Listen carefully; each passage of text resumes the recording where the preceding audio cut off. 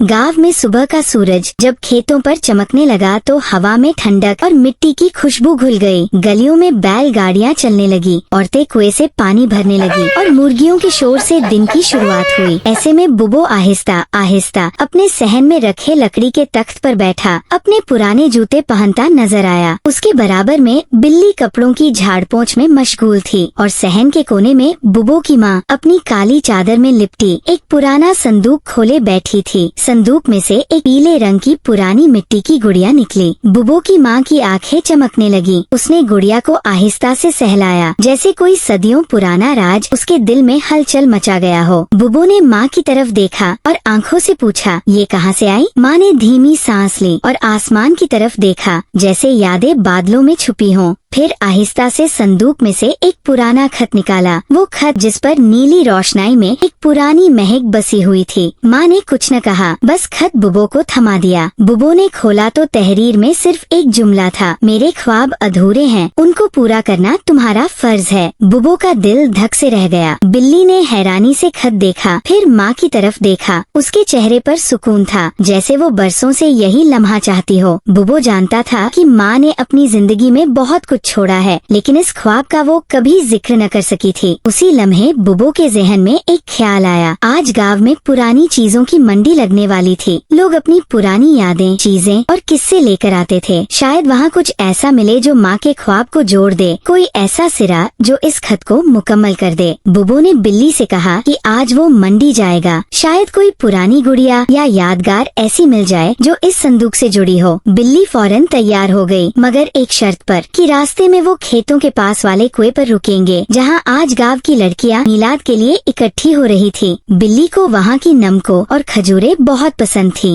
रास्ते में दोनों ने गांव के बच्चों को पटाखे चलाते देखा। कुछ बुजुर्ग हुक्के के गर्द बैठे किस्से सुना रहे थे और मिट्टी की खुशबू हर तरफ छाई थी। एक बूढ़ा लालची फकीर सामने आया, जिसने बुबो को देखकर कहा, ओए बिल्ली के यार, आज तुम्हारी तकदीर बदलने वाली है। बुबो हंस पड़ा और बिल्ली ने फकीर को 5 रुपए का सिक्का देकर कहा, ये रख, तकदीर का आगाज तो खैरात से ही होता है। मंडी पहुंची तो बुबो की आंखें पुरानी दुकान पर जा ठहरी, जहां लकड़ी के पुराने खिलौने, शीशे के कंगन और टूटी फूटी गुड़िया रखी थी। बुबो ने दिल थाम कर संदूक जैसी एक और मिट्टी की गुड़िया उठाई। उस पर कंधा था। उम्मीद की शुरुआत यहाँ से होती है। उसी लम्हे एक आवाज आई, ये गुड़िया मैंने 60 साल पहले एक बिल्ली को बेची थी, वो भी चादर ओढ़ती थी। बुबो और बिल्ली चौंक गए। वो आवाज एक बहुत बूढ़ी औरत की थी, जिसकी आंखों में वक्त छुपा था। वो माँ के बारे में जानती थी। कहानी अभी शुरू हुई थी और बुबो की माँ का राज एक नई दुनिया की तरफ ले जा रहा था। बुबो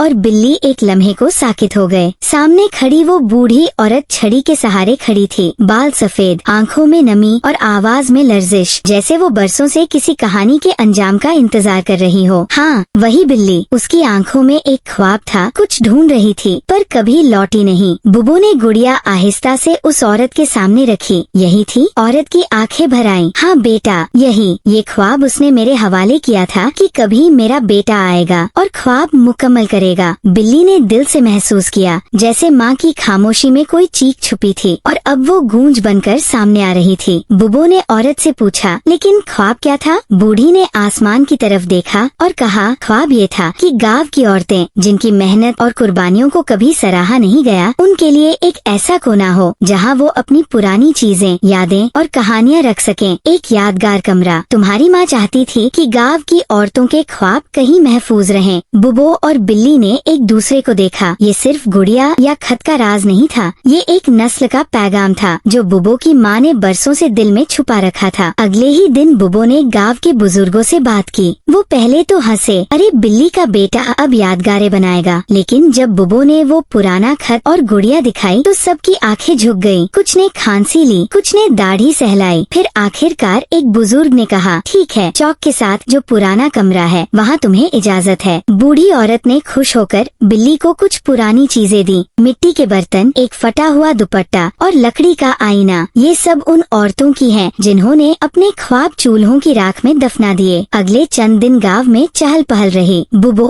और बिल्ली ने वो कमरा साफ किया, दीवारों पर सफेद चूना लगाया और अंदर लकड़ी की शेल्फें बनाई। बनाई। बुबो ने अपना काम भी संभाला, कभी मिट्टी के बर्तन बेचे, कभी सब्जी की टोकरी, ताकि थोड़े थोड़े पैसे जमा हो। बिल्ली ने आसपास की औरतों से बात की, उनकी पुरानी चीजें जमा की और हर चीज के साथ एक कहानी लिखी। बिल आखिर वो दिन आ गया जब गांव की औरतें, मर्द, बच्चे सब उस छोटे से कमरे के बाहर जमा हुए। बुबो की माँ अपनी काली चादर में लिपटी कुर्सी पर बैठी सब देख रही थी। कमरे के दरवाजे पर लिखा था, यादों का कमरा, उन ख्वाबों के लिए जो कभी बोल न सके। जब दरवाजा खुला तो सबकी आंखें हैरत से भर गईं। अंदर हर शय एक कहानी बन चुकी थी। बुबो की माँ की पुरानी गुड़िया, वो खत, वो आईना और एक लकड़ी का बोर्ड जिस पर लिखा था, माँ के ख्वाब अब हमारे चिराग। वो दिन गांव के लिए सिर्फ एक तकरीब न थी, वो एक इनकलाब था। और बुबो की माँ पहली बार इतनी खामोश बैठी थी कि जैसे सुकून की नींद सो चुकी हो। उसने बुबो का हाथ थामा, आंखों में नमी, लबों पर मुस्कुराहट और बस एक जुमला कहा, मेरा ख्वाब पूरा हो गया बेटा। बिल्ली ने मुस्कुराकर बुबो से कहा, कभी कभी सबसे बड़ा काम किसी की खामोशी सुन लेना होता है। कहानी खत्म नहीं हुई, वो हर उस माँ की सांस में जिंदा है जिसने अपने बच्चों के लिए ख्वाबों की कुर्बानी दी। अगर आपको कहानी पसंद आई हो तो जरूर लाइक, कमेंट और सब्सक्राइब करें। अब आपसे एक सवाल, अगर आपकी माँ के कोई अधूरे ख्वाब हो तो क्या आप उनके लिए कुछ करेंगे? कमेंट में बताएं, हम जरूर पढ़ेंगे।